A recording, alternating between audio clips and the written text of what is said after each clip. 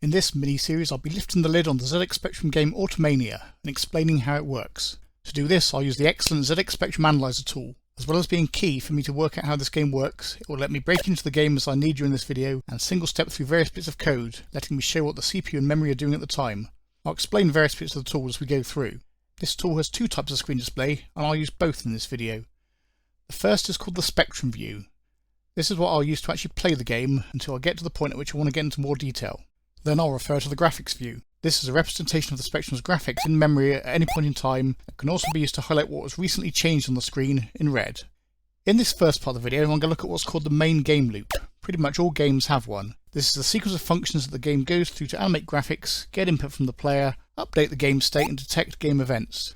It's called a game loop because it executes continuously in a loop whilst the game is being played. When it has done all of the functions once, it loops back to the top, repeats them again and so on until the game is over. If you've played Automania before, you'll know that the game is based around two screens. A warehouse where you collect car parts, and a workshop where you assemble a car. What you probably won't know is there's a totally different game loop used for each of these rooms. I'll start by looking at the warehouse. We're on the main menu now. I've turned the music off, but I'm keeping the keys to my preferred choices.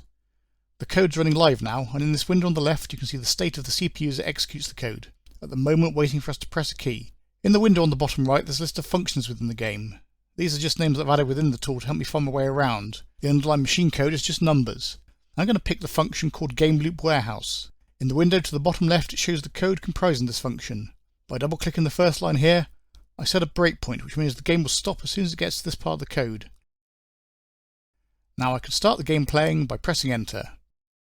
As you can see, before we get here the game has drawn the room and the items in the room, and drawn Wally, your character. In later videos I'll get into how this works. The game has now stopped and I can choose to go through the code line by line by pressing the step over function. I can also press continue, which will run the game in real time until we hit the breakpoint again. Okay, I'll start by going through the game loop one step at a time and show you what's going on. After that we'll have some fun by turning things off and on to see what happens. The first step is to animate the platforms. If I press the step over button, we can see the red appearing at the end of the platforms. These platforms move back or forth a small amount each time around the loop, and the red is showing us how far they've moved this time. The next function plays a bit of the background music. I've turned this off for the minute, but I'll turn it back on soon to show how it works. For now, just note there are calls to the function that plays the music, and they are interspersed with other game functions. In this game you have a limited time to complete each level, and this next function handles time ticking down. I'm going to look at location 62612, because I happen to note this is the memory location where the game tracks the time. We've got a major and minor counter which gradually decrease to 0 as the time runs out, but in order to make sure it doesn't run out too quickly, at 62614 there's what I've called the timer tick delay. This is set to 14 at the moment and ticks down by 1 every time through the game loop. When it gets to 0 it causes the time displayed on the screen to go down by 1 notch. To keep an eye on what those memory locations are doing, I'll right click each of them and add a watch.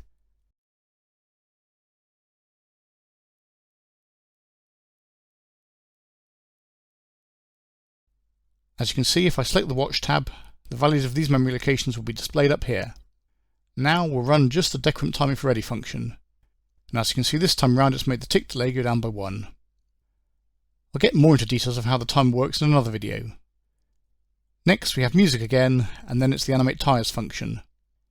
If we step over this function we can see the tires have been updated, and if you're watching carefully you'll notice that one has moved 1 pixel left and the other has moved 1 pixel right. Next is the tire hit detection function. This won't do anything yet, but it's used to tell if Wally is touching either of the tires. Another music function, this one just pauses slightly to help give the game a consistent speed. Next I'm going to add another watch. This is to memory location 46449, which I've called Engine Countdown.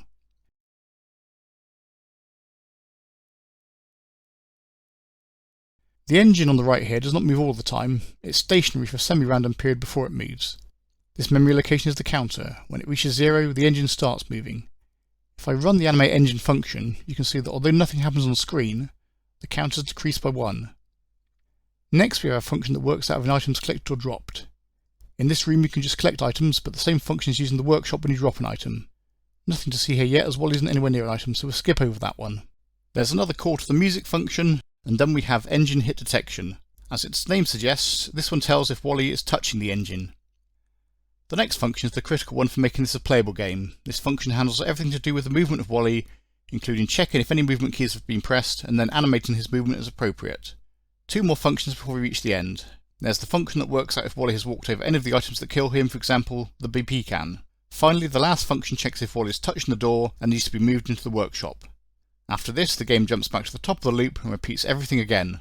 If I hit continue now, the game will do a run through the whole loop and stop back at my breakpoint at the top. If I take the breakpoint away, the game will run as normal. And I can press break to pause things again.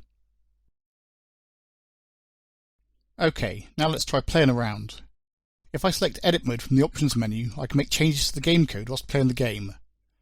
Let's pick the call to the Animate Tyres function and press Details on the right. I've then got a checkbox called Nop Out Instruction. This lets me temporarily replace the code with what's called a NOP, which basically means do nothing. So let's do that to animate tyres. Now when I hit continue, the game carries on but the tyres are no longer moving. The engine is starting to head towards us, so let's do the same thing to animate engine to make that a bit safer. As you may notice, the rest of the game is speeding up slightly, and of course the time is still going down.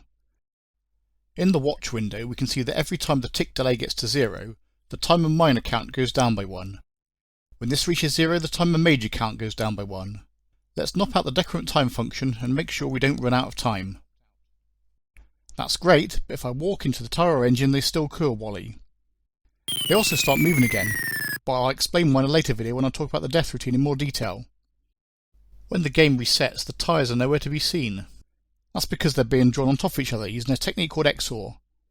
I'll explain more about that later when I get onto graphics, but for now just notice that the consequence is that when 2 similar things are drawn on top of each other, they disappear. This happens in the actual game as well, but usually so quickly that you may not have noticed. So let's instead animate the tyres and engine again, but we'll nop out the hit detection routines so that they can't hurt Wally.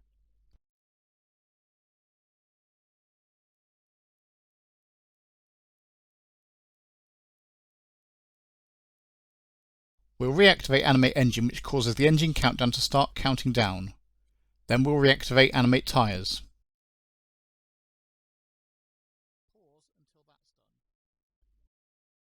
We can also stop the platforms from moving by nopping out the Animate Platform function. I'll do that when they're somewhere in the middle. Whilst we're at it, let's stop the BP can and other items from hurting Wally.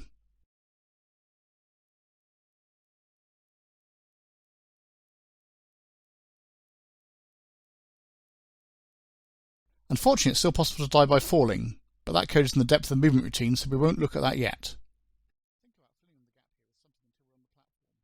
Let's take a little walk with Wally, with the tyres and the BP can unable to hurt him, and head up to the platform on the middle left.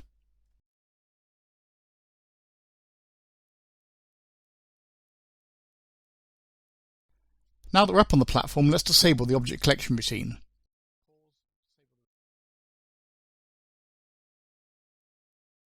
As you see, Wally now passes right through the objects without picking them up.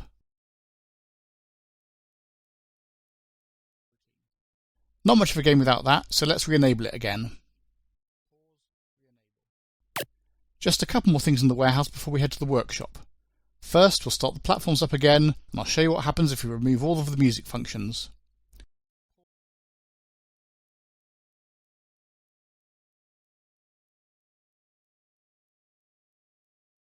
The platforms are moving again.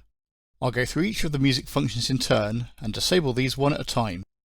Keep your eye on the speed of the platforms as I do this.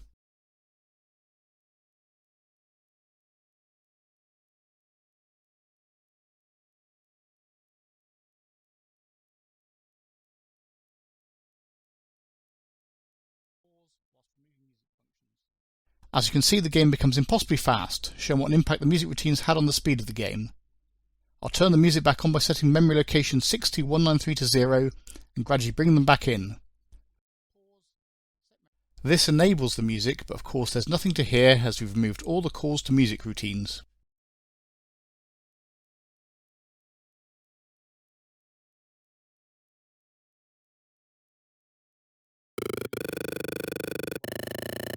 With one music function we have a slow music but a fast game. Adding them back in gradually gets the game back to its usual pace.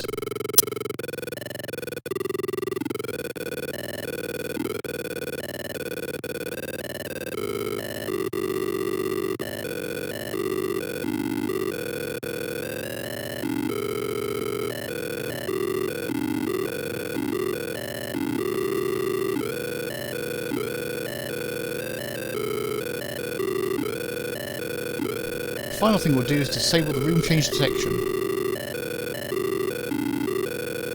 We'll then take Wally back down the ladder and back to the door to the workshop. The door is now firmly locked to Wally until we re-enable it, at which point we end up in the workshop. A few seconds in here and we'll discover that time is going down, and the engines and tyres are once again fatal to us. The reason for this is that the game loop we were playing with is for the warehouse only. The workshop is a completely different game loop that we can change. I'll breakpoint at the top of the workshop game loop and we can have a look through this one. Some of these functions are the same as the warehouse, but some are new. At the top here we have animate falling objects. Let's reset the graphics view and run this function once. As you can see, it moves all through the falling objects by one position. This function also deals with what happens when they hit the floor, but that's for another video. The next three functions we know about already: play music and deal with the movement of Wally.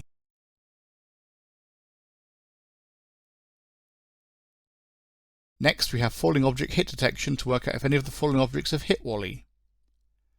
The item collected or dropped method we've seen before, but in this room it acts to drop the items in the correct place on the car. All of the other functions are ones we've seen before, for some reason in a different order to how they're used in the warehouse, but this doesn't seem to make that much difference.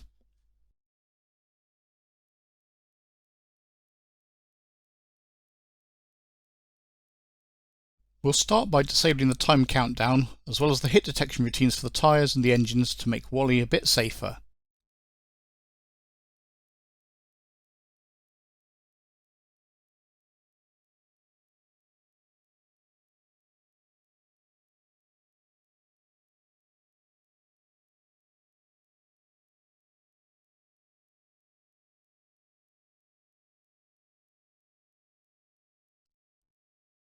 After watching the falling objects for a bit, we can disable the animation routine here and stop these from moving.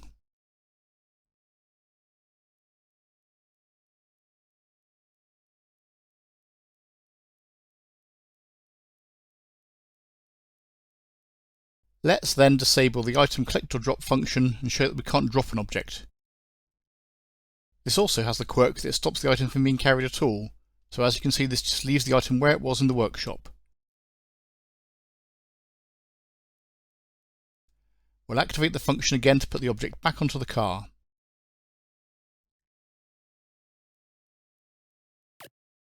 That's pretty much it for the main game loop.